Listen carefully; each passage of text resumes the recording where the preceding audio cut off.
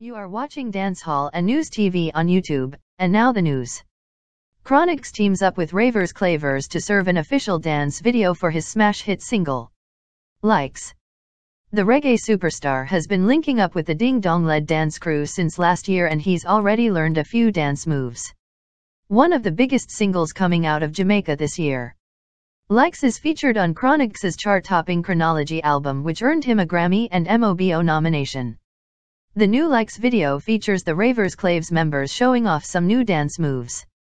Ding Dong didn't make a cameo, but Beenie Man's daughter Desha Ravers showed off some impressive moves. According to Chronixx, he released the new video to pay homage to dancing, something he grew up on. 2017 has been a big year for the reggae star, who is at the forefront of the reggae revival movement.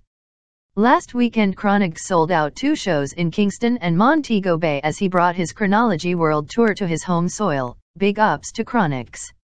Keep doing your thing, Rasta man. Thank you for watching Dancehall and News TV. Don't forget to subscribe, like, and share. So until the next video.